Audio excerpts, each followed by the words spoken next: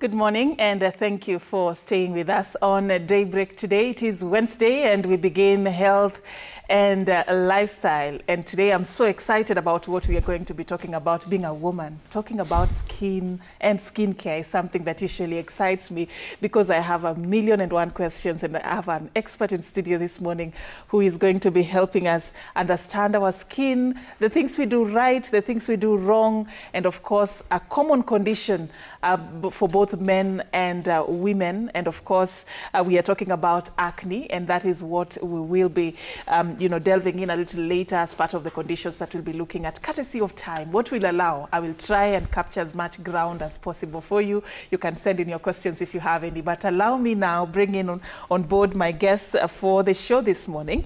I'm having this sit down with Dr. Hashim Kaderbai. He's a dermatologist at the Aga Khan University Hospital right here in Nairobi. Asante Daktari for creating time. Yeah, so like I said, as a woman, I have 1,000,001 questions, but what time will allow is what I will ask. But let's begin from the very basic, like how we do it on this show. Usually we understand, first of all, this organ. It's the largest organ in our body, if my biology serves me right. But then talk to us about its basic structure and the function or functions that, it has. All right, so the skin is one of the largest organs, like everyone knows. And we have different phototypes. We have different skin types, meaning that we have the color, what we call darker skin types to lighter skin types. And then we have the functional characteristics, like the way people mention they have oily or combination skin types. So we'll come into a bit more detail about those kind of things. The skin's main function is what we call balance, all right? It's what we call homeostasis balance. It keeps the barrier between the environment and your internal organs so that your internal organs can function with a barrier to keep it protected. So when you have the skin, we have so many functions: protection, the homeostasis, and then at the end of the day, the appearance as well, what comes in. So the skin looking younger and healthier because of now healthy lifestyle is, I think, what we want to do all into together. All right. Yes. So actually, it's good that you've said that. If you want to look younger and healthier, it's you to do the work. True. Yeah, the skin will not automatically look the way you want if you don't do the work. And that's why I want to talk about this, to see what we are doing right and what we are doing wrong. But from the onset, I want you to talk to our viewers to understand that my skin and your skin are unique, that everybody has a unique kind of a skin. So talk to us about, the difference, so that we avoid like scenarios where what you're using, you tell me it has worked for you, and I'm like, let me try that. So when you look at different skin types, in dermatology we call it Fitzpatrick skin types, which is mostly based on the characteristics of melanin production. And unfortunately, what people don't understand is that we have very light skin to very dark skin, but with presentation of different melanin. And because of that, we have different skin appearances. So we have the old prototype, we have only 7 different classifications. But I mean, if you look at what we commonly see in our clinics, when you look at our African skin type, look at just actually within Kenya itself, and you look at our darker skin types, how many variants do we have? So many. Over 100 different variants. So when you look at skin presentations and the uniqueness each one has, I would say even twins don't have the same particular skin type. One, because of that presentation, and number 2, because of what we call a microbiome. The skin has a natural microbiome, a natural homeostasis. Each one has a different microbiome, which is made up of bacteria, fungal elements, the natural oils. All these help to balance the skin out in a different specific manner. So let's say, for example, you have someone staying in Mombasa and you have someone staying in Nairobi. You have different skin types based on the environment as well. So there's so many different characteristics that come in to help then maintain that balance as well. So it's not just the internal, but also now the external factors that come into play as well. So we could be the same shade. I am in Nairobi, somebody is in Mombasa, we have the same skin tone. Yes. But then the makeup of our skin is different. That's what you're saying. True. Yes. Yeah? Because you see, the heat, the environment, the amount of bacteria, all that differs in different locations. So what happens is your skin naturally adapts to the environment. That's the reason why sometimes you have 2 different sisters, and you'll see one might have acne, one might not have acne because of just sometimes the location. Then the genetics play a factor. That's the internal roles which you're talking about. So your internal skin makeup, how your skin has been made about. You have the genetic, I would say, inheritance that comes in. That's why we say good genes. especially when it comes to ladies. Yeah. So you have that inheritance factor that comes in, but it's a lot of factors that come into play. And that's the reason why, the way you mentioned, that one product working for someone may not work completely, or work completely differently in someone else as well. All right. So how do I know what my skin type is, and why is it important for people to have that information? So skin type is a very broad category, especially when it comes to dermatology. In basic layman terms, we put it as oily or dry, or a combination. But like we started this conversation, we have something called one organ as a function. So a lot of times people come and tell me, it's like, Dr. I was told I have oily skin. So this concept we have is basically just a simple way to teach patients that, okay, yes, your skin is having a little bit more oil production, your skin is a little bit on the drier side. But when you come to deeper analysis, skin is one organ. So why is it that someone would have an oily face but very dry legs? Isn't it? That's what we call an imbalanced skin. So skin, generally, because of the environment, will have different makeups and changes that will adapt to what is happening. Now, in our African background, when you look at our environment, we have a very harsh environment, which makes the skin very, very dry.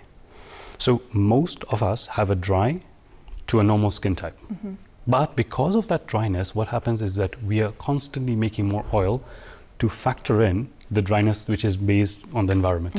So what happens? We have an extra oil production sometimes. That's why you notice that, especially but that with does not make you oily skin. Oily skin. The Just thing is that your body is trying to adjust. Exactly. That's the thing, that's why you also notice that during seasons, your skin changes. When it's cold, it's different. When it's hot, it's different. So that's your body homeostasis trying to come in to balance the skin. Now, when that oil production becomes extreme, that's when now problems come in. That's when acne sets in, things like that. So you see, you'll notice a lot of men have very oily skin, especially on their faces.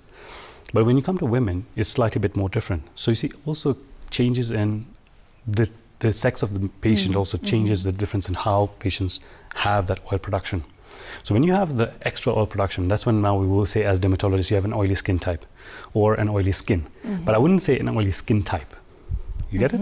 Yes. It's an oily skin. An oily skin, and that's what we need to factor and give you specific products to help reduce that oil production and balance your barrier to help you get better in terms of whatever you, for example, acne or eczema or things like that, which we have. Yes. I want you to demystify a myth that is out there. People usually describe the types as a condition. Yes. They sort of like deal with it as a problem. Yes. That I have a dry skin, so my skin is very sensitive. So it's sort of like an issue they are trying to deal with. Somebody would say, I have an oily skin, my skin is very oily. So they start dealing with it as a condition.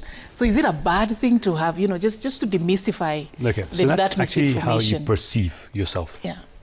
You see, the skin being the largest organ and the face being what everyone identifies with, you'd like it to be the best. Yeah. I mean, if you go for, let's say, a party, you'd like to look your best. So your skin needs to look the best. And that's why people have that self-esteem change when the skin doesn't look the best it is. Yeah. Especially, like, let's say, when someone reaches their 40s and the skin is not glowing like it was in their 20s. It does have that self-esteem change. Same thing with acne. When the oil production has increased and you're getting much more acne in terms of breakouts, it changes the way you are perceived and you perceive yourself. Yeah. And that's why people would say it as a condition and it needs to be more of managed. However, I always tell my patients that your skin is unique. How your balance is, it's very different from someone else's balance. So don't compare. That's where we really get wrong, and that's the reason why, the way you mentioned products. This patient is really looking nice, this person is looking nice, is using this particular, let me use the same, I might reach that same place. Each skin has a unique identification factor, so you need different products. For example, if you have, for example, pigmentation. A lot of times, people come to me and it's like, Doc, I saw on TikTok, I read on Instagram that if I use this particular product, my pigmentation will go. Pigmentation is like saying Nikona Homa. How broad is pigmentation? So you can have pigmentation due to a pathological problem or even sometimes just the sun, which is photodermatitis.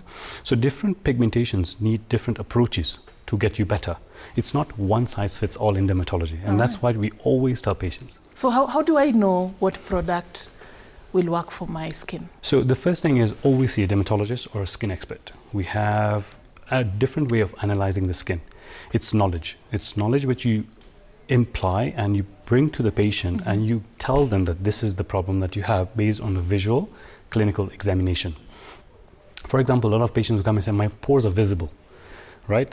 So for some people, pores being a visibility is an issue. But that's where the sebum is being made. So the pores being visible shows or is telling you that your skin is making or overproducing the sebum. So you need to correct that so that the pores can actually go down. But what happens is that unfortunately the TikToks and everything else be like, I want to use this particular product.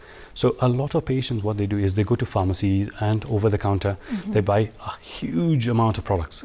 And the which are expensive in most cases. Yes. Yeah? And you don't know how to use them. Yeah. All right. So the first thing is, like, for example, a face wash, right? Something very basic has so many different types of face washes based on what we see in terms of your skin needs. So using the wrong product will definitely give you wrong results. And what will happen? You get frustrated. You start using more money to try and get more things. By the time you come into the dermatologist, you have already destroyed your skin barrier because the skin barrier is now where the entire problem has come in. And then from there, it becomes first that we have to repair. So we have to move backwards before we can actually move forward to help what your condition is. All right. Let's talk about the skin routine. Yes. I don't think, okay, these days, people try, yes. people can talk about, I have a skin yes. routine, but there was a time when it was not even a thing. Yes. So run us through a basic skin routine and why it's important. So what do you do first? What are the must-haves? What products are recommended? So the first thing is skincare has really come up, and you have what we call a general skincare routine, which I always tell my patients.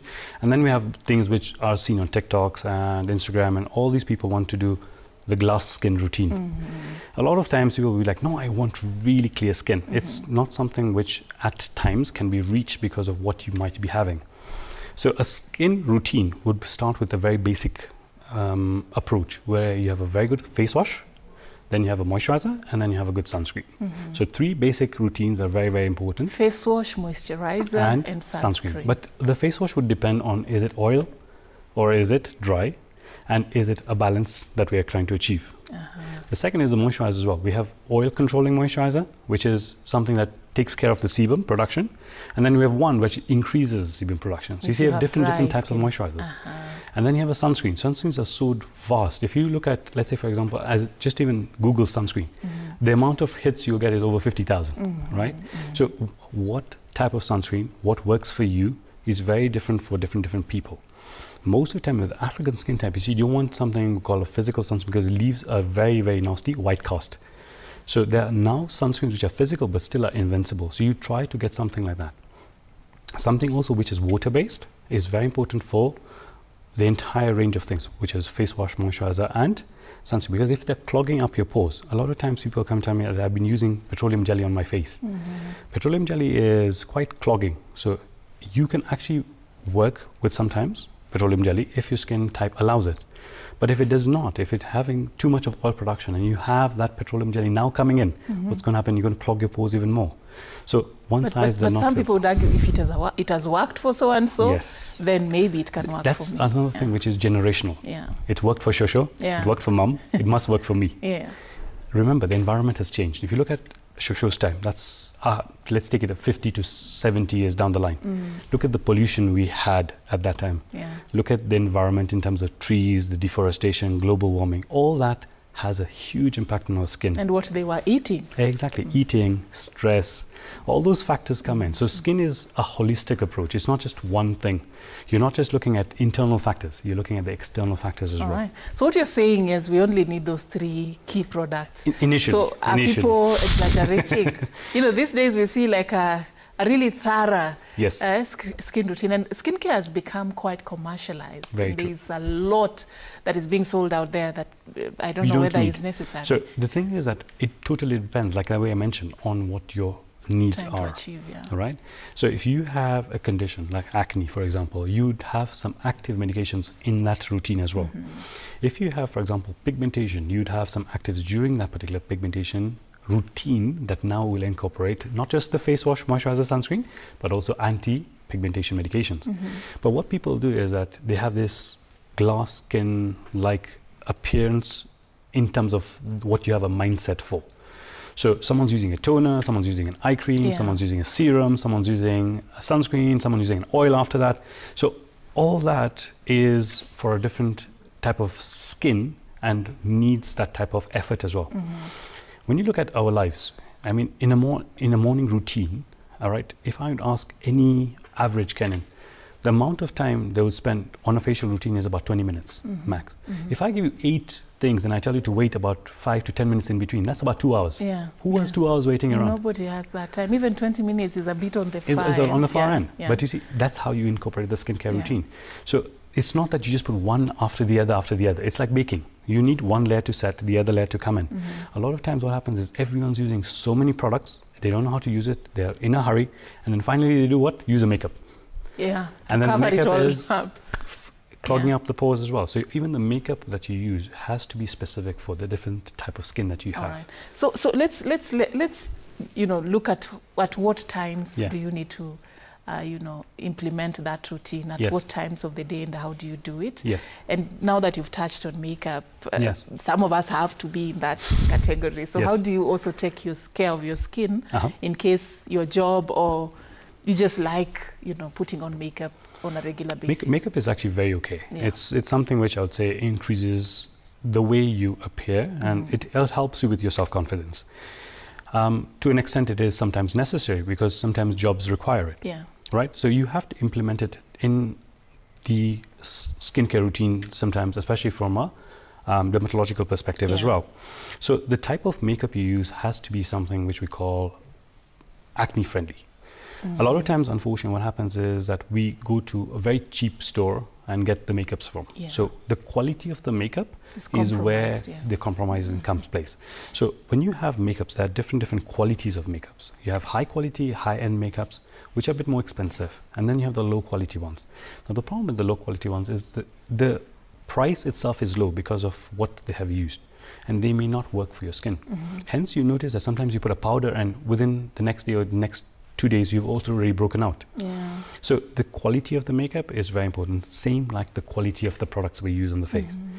Now, the way you brought in, unfortunately, in our country, we have a lot of fakes coming in. So you have to be very specific about where you're getting the products as well, who's prescribing them, and very important, the combination which you're using, because we have a lot of what we call drug allergies.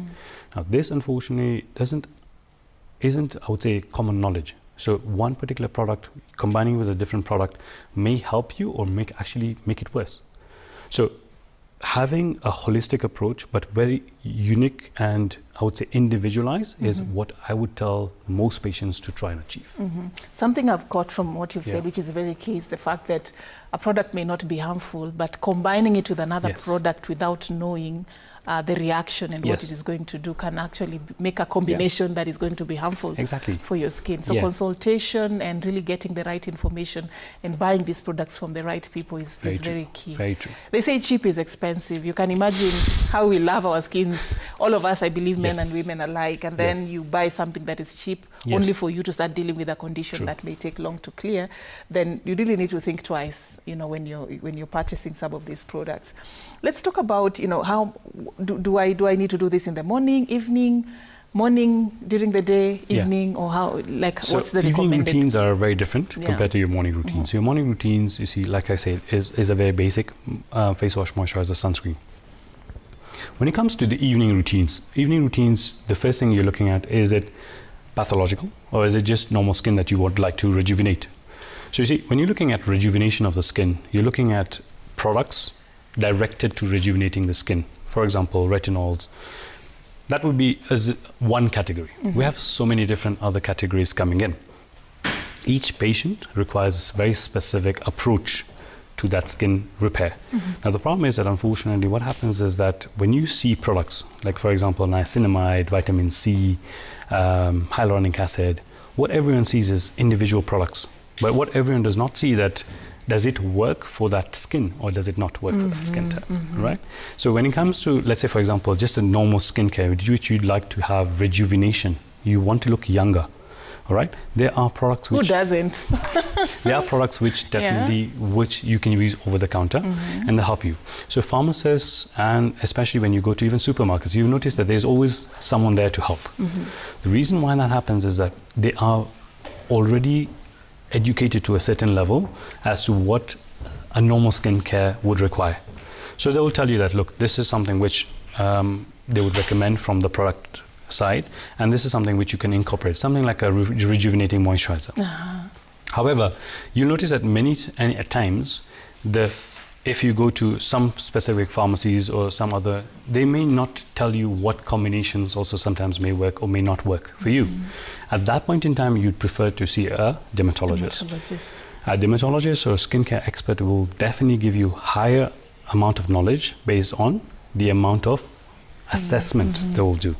You see, education is different levels, right? So when you come to someone who's highly educated in a very specific field, they'll be able to give you more insight into what you're looking at. So the dermatology consultation previously, about 50 years ago, was not something that common right now. But when you look at the dermatology consultation right now, it's extremely important, because you're not just looking at skincare like the way you mentioned, but looking younger as well. Yeah. So it is important, but are people, what's the traffic like right now? Like, I'm trying to imagine on average, people would go for other checkups and all that, but on average... Skincare has definitely come up comparatively, it's coming up. And especially in our country. People are definitely looking at more skincare in both men and women. Because of the cosmetics? No, mostly? It's like the way you mentioned, looking younger. Right? You see, age is one factor you cannot buy. No matter how rich you will get, one thing you cannot buy is more time. Yeah, true. That's very true. That's very true. Let's talk about men and skincare. What concerns you about, So with men, I would say in our country is, I would say, ignorance. So a lot of men would be like, tuko sawa, all right, so we don't need a skincare routine. Wanaume ni ngozi ngumu. So even a basic thing like mafuta, it's difficult to find sometimes men using it. They don't. It's mostly some, let me say some. Exactly, it's what we call passport. Just the face and the hands, isn't it? So a basic skincare for men starts with just simple things. Because you see, when you look at jobs, when you look at generally men's skin,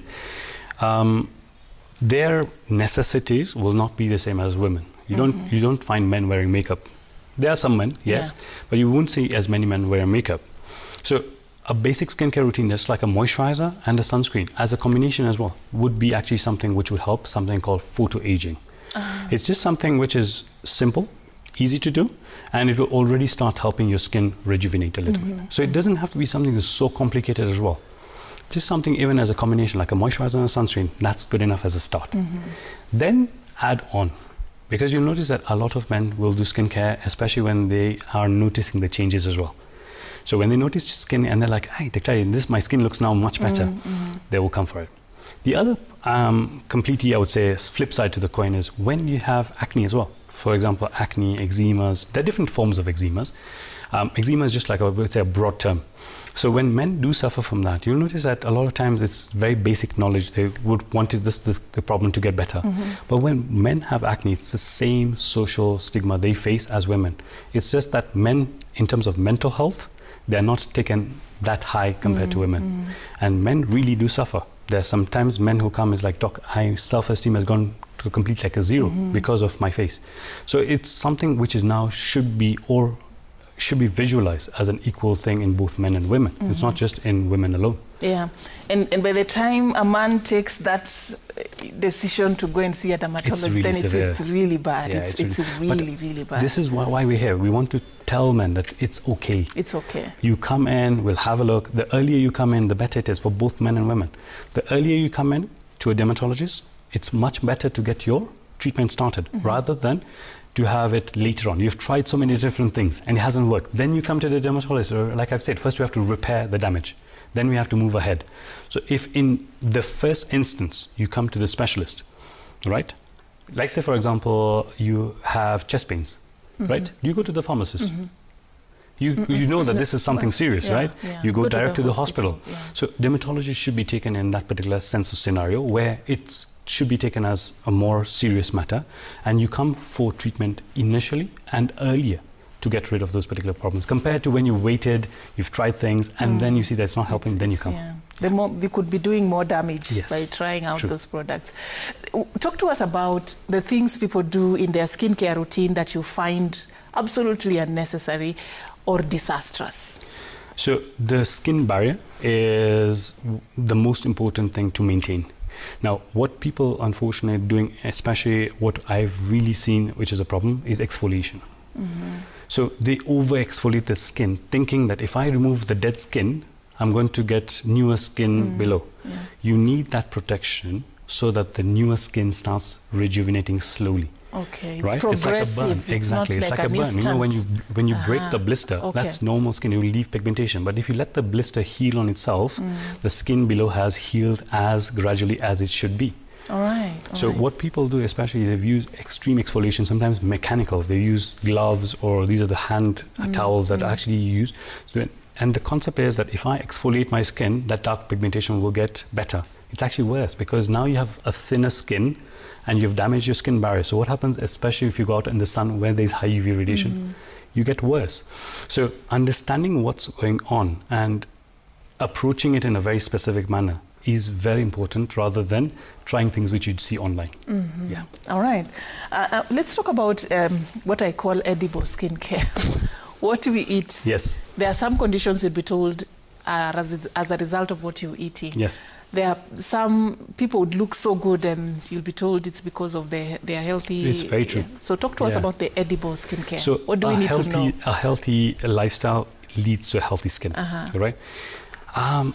The easiest way to actually understand this concept, if you look at 90-year-olds right now, sometimes they still have really good skin. Yeah. Isn't it? If you look at the guys who are in upcountry and you look at their skin and they're 90, like I had one yesterday who's 92, she's walking, she's fine. And I'm like, it's surprising to actually see that you're 92 with such good skin. Yeah. It's because of, one, how they take care of it.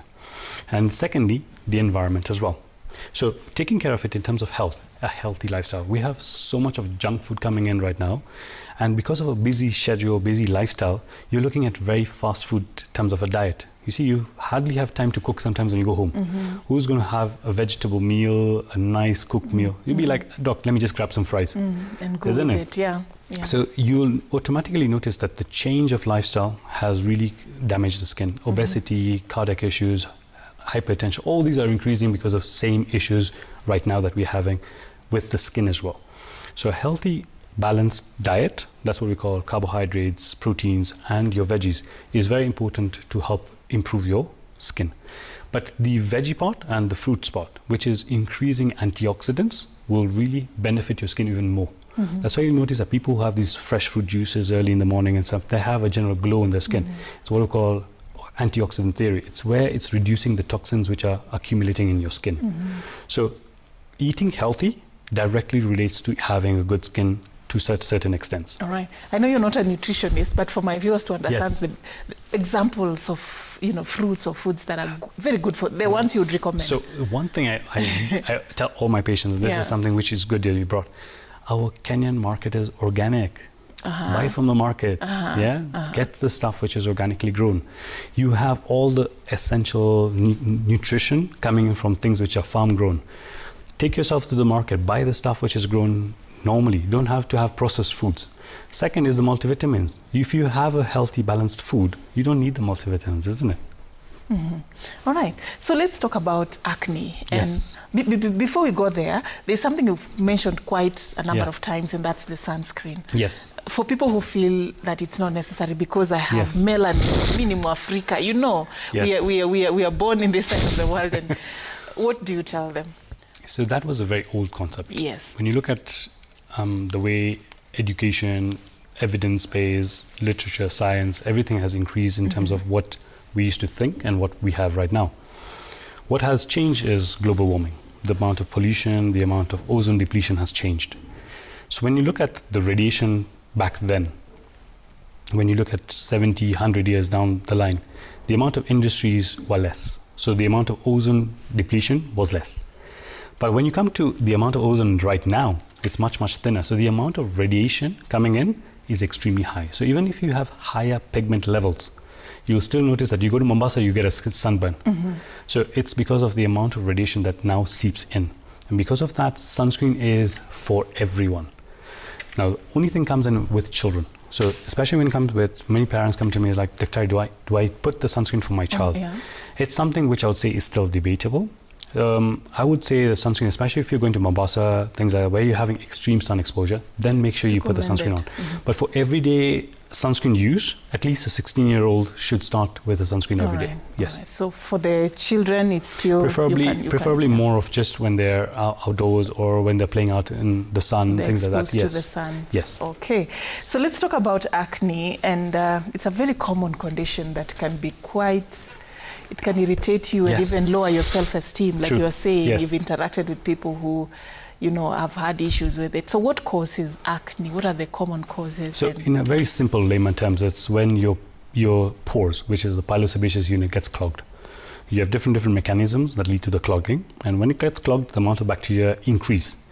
Once the bacteria increases, it forms what we call the inflammatory pustule, and that's what is taken as acne. So you can have different forms of acne. So you have different severities, which is mild, moderate, and severe, with different forms of acne. The most commonest we see is bacterial acne, which is your normal Propionibacterium acne, which is a bacteria, increases in amount, thereby causing that inflammation. But we have so many. We have cosmetic acne, we have Pityrosporum acne, we have chloracne, which is seen in a lot of kids who swim. So there are different forms of acne. It's not that there's only one form. So cosmetic is the one that comes because of the products? Using products, yes. And even products on the hair. Okay. So whatever you're using on your hair, if it's trickling onto your face, clogging your pores, it will cause that particular acne as well. Okay. Yes. All right. So what about stress and family history? Yes. Does it have anything to do with acne? Can it be inherited? Stress is a huge factor. So when you look at the amount of stress everyone is having right now, it's extremely high. So from school-going kids all the way to adults, stress is now highly a factor in the skin, not just in acne, but all various forms of inflammatory types of skin conditions. Stress majorly causes the breakouts because what happens is there's a change of the balance in your body. Hence, stress naturally will increase the amount of acne that you have. So if you have a very stressful job and you notice that you're using things which are products and you're not getting better, but the stress is still getting higher and higher and higher, it could be directly the relation of the stress and the reason why you're getting acne. Yes. So what's the at what point do I know that this is actually acne and it needs to be attended to if compared to the what I would call regular breakouts? Yes. Because you know there are times you just break out kidogo and after a few days it just disappears on its own. So how I would put it is, if it affects your self-esteem, that's when you need to see a dermatologist. All right? Because the first thing is that, remember, your appearance every day really has a big impact on how your day goes. It's the way everyone says, you look good, you feel good, you work good. Yeah, that's so true. if you are not looking good, all right, automatically that has a huge impact on how your life is going to be. At that point in time is when I say that that's the time you need to see a specialist. Yes. Talk to us about this age, puberty, adolescence. That's where things really sometimes can change for someone. For some, they'll just grow out of it. Others would like carry it on to adulthood. So what usually happens? What are the complexities? So what's pubertal acne is just because of the way the skin changes. So like the way I mentioned, the body is an organ which has multiple different characteristics and things which are going on.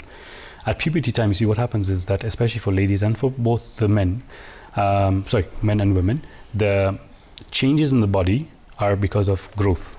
So you're increasing sebum production, you're increasing muscle, you're increasing hormones, and those increased levels in the body are now different from what you used to have or what your body needs to have as a normal. Because of those changes, you get the acne in a very simple form of mentioning it. Yes.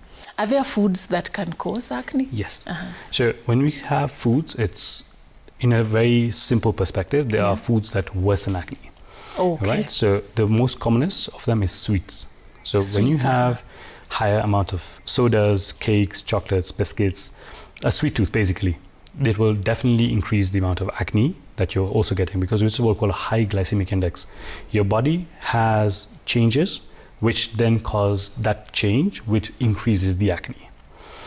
The other thing is dairy, and the other thing is fried foods. So those are the three usually we factor in, but there are other factors when it comes to especially people who have that extra changes. Like let's say you'll notice that someone will tell you that, Dr. if I had this specific kind of food and the next day I have acne. Those are certain different cases. But in terms of a generalized perspective for a general population, I would say sugary stuff, oily stuff, and dairy stuff. All right. What is it that you tell people this morning not to do if you have acne? Things that people do that they should stop doing if they have acne. The one message I'll give it is stop experimenting. Don't experiment. Experimentation just leads to sometimes you financially completely exhausting the amount of money you'd have for a better treatment. Secondly, you might actually be making it worse. The products which you might be using is completely different from what you may need. Hence, actually, you'll be taking yourself backwards compared to forwards. And the last very important thing I would say, stop comparing yourself. Because when you compare yourself with others, you'll be like, this worked for someone else, this worked for someone else. You have a mindset that I need this particular kind of products. You don't feel yourself as unique anymore. Your skin is unique. It has an individualized setting. You come to the dermatologist, we'll help you out. All right. So how do you deal with it? How do you manage acne? Are there over-the-counter, you know, maybe medicines you can use, and at what point do you now need to go to a dermatologist? So when you say mild acne, which is like the one which I've told you, is it's not bothering your self-esteem. It's just once in a while kind of a thing. There's so many things which easily you can get from stores like face washes. Sometimes you have these pimple patches that come in. Those are something which I call for mild acne. You just have 1 or 2 spots, it's not bothering you. You can just use a good face wash, it helps remove the clogging, and you do that. But when you're starting medications, all right, I would always say, please come to the hospital, because one thing which is very important is how long are you going to be using it? You see, acne is not, I would say that it will finish in 1 month or 2 months. No, it's something which is constant. So the idea of first treatment and then maintenance is very, very important, because maintenance of the products will allow you to have clear skin, but without barrier destruction, without other changes that might be harming your skin as well. For example, steroids. A lot of you see teenagers use these particular so-called pharmaceutical medications which have steroids inside them, and the acne goes away very clearly, but it bleaches the skin. You see, so it's very, very important that the tailoring of acne treatment is done by someone who knows what they're doing. Yes. All right. Tell me if it's a myth or a fact. Sometimes we've had stories of people being told that it is toxins that are within their blood. Yes. Damu ni chafu, sijui what, those kind of things. Is it true that if probably your blood has toxins, then it can show on your skin? Okay, so that's what I call, you see, it's a very crude way of saying that is there some like a disease pathology that's going on in your body that is now emanating onto your skin. Yes. So is it true? There are different factors that come into when you look at that particular concept. It's a very old concept which we think that damu kuna vitu. That's why people come and lazima to check damu. But it's not in the blood. It's in your skin, it's in your organs, it's in your homeostatic balance. So the blood cannot be dirty, because the blood is what is basically providing nutrition to other places. But when you have a pathological factor in the skin, for example, let's say eczema, all right, there are different forms of eczema that you have. Like, for example, an allergic contact dermatitis. It's because of something topical that has come in that has caused an allergic reaction. So it's on the skin, it's nothing inside your body. It's not the blood. So a lot of times it's that concept we have, that what we've been told that damu ni chafu, but I would say it's more of myth compared to a fact. All right. All right, so let's talk about you know, as we're about to wind up this, at what do people grow out of it? And you'd see in other cases somebody has really tried all the products, everything, it has just refused to clear out. What do you tell that person? In terms of what? Acne? Or? Acne. Okay. So acne, you see, like the way you said mild acne would sometimes clear out on itself. But if they've tried different products, different things as well, you have very severe forms of acne as well, which are very pathological and rare. For example, acne conglobata, all right? You have Sappho syndrome, all right? You have so many different other conditions that can present as acne as well. A very common presentation we also have is what we call hormonal acne, right? People don't understand that it's not just your hormones itself, it's a problem that's going on in your body that is causing the acne and other symptoms to form. For example, PCOS, so polycystic ovarian disease, or that's what we now refer to, as where you have a change in your body balance, causing that change, which then leads to increased hair production, increased acne production. And because of that, a lot of times you think it's acne, but you might be missing something deeper. So that's where now that concept of internal disease causing that particular acne needs to be investigated as well. All right. Somebody asked me to please make sure I confirm this with you. Yes. What we do with fruits sometimes, tunachukua avocado, we apply a mask on our faces, honey, you know. Are we overdoing things? Ama there is a benefit? There is no benefit of food. We are wasting food. Yeah. So the avocado masks, so when you and look the things you do with the oranges and... So you need a very deep understanding of sometimes dermatological history to understand what sometimes things were done. For example, ancient Egyptians used to bath themselves in milk, right? But when you look at milk, what is milk? It's an acid, it's a lactic acid, right? That lactic acid had that exfoliation capacity. So what it used to do is help rejuvenate the skin, right? But in that form of thought, they did not know it was an acid or things like that. Science has come now to that.